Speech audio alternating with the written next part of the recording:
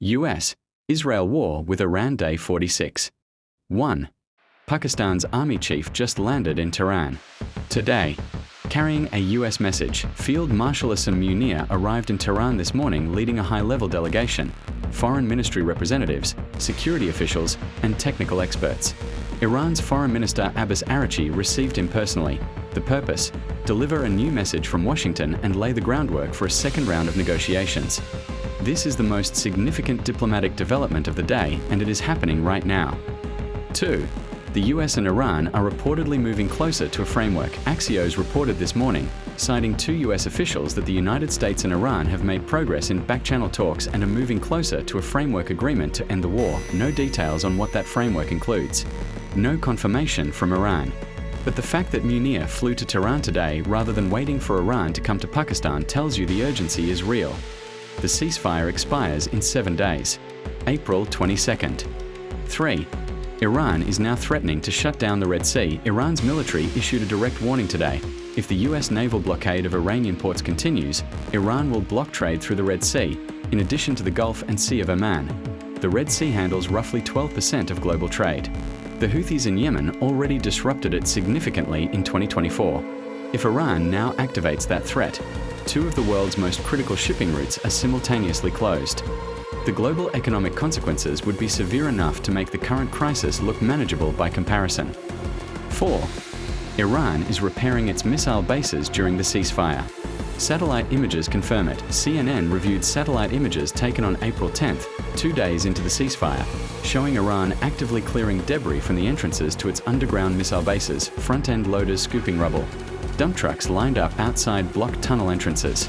The work ongoing across multiple sites. The US and Israel had spent weeks striking those tunnel entrances specifically to trap missile launches underground.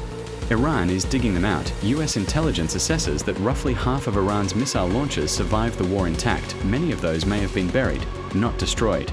The ceasefire is giving Iran time to unbury them. 5. Trump says the war is very close to over, and warns he can end it another way. On Fox Business this morning, Trump said, "I think they want to make a deal very badly," signaling talks could resume within days. Then in the same interview he warned, "We could take out every one of their bridges and power plants in 1 hour." 6. China called Iran's foreign minister today and told Tehran to keep talking. China's top diplomat Wang Yi called Abbas Araghchi directly. According to China's foreign ministry, Wang said Beijing supports maintaining the momentum of the ceasefire and peace talks, and that negotiations are in the fundamental interests of the Iranian people. This is the second major public signal from China this week. After Xi's 4-point proposal on Tuesday, China is now actively and openly pushing Iran toward a deal. 7. The US blockade is fully implemented, but ships are still slipping through. CENTCOM declared the blockade fully implemented after 36 hours. More than 10,000 US military personnel executing it, and yet, marine traffic data shows at least one additional tanker departed from an Iranian port and passed through the Strait of Hormuz today despite the blockade. 8. Iran used a Chinese SPY satellite to target US military bases. A new report confirmed today that during the war, Iran used a Chinese military satellite to identify and target US military bases across the Middle East. China has publicly said it does not support the war. Its satellite was reportedly used to prosecute it. 9. Lebanon announced a 1-week ceasefire with Israel begins tonight. An Iranian official confirmed today that a 1-week ceasefire between Lebanon and Israel is set to begin tonight. If confirmed and implemented, this removes the single biggest obstacle to the broader US-Iran talks. Iran has repeatedly said it cannot negotiate while Israel bombs Lebanon. A Lebanon pause would clear the path for a second round of Islamabad talks. Watch whether it holds. Hezbollah has not confirmed it. 10.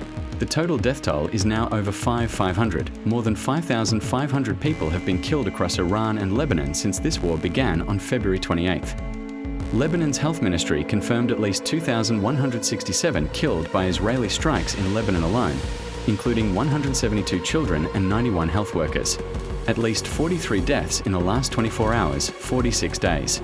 7 days until the ceasefire expires. The Army Chief of Pakistan is in Tehran tonight carrying a message from Washington. This is day 46.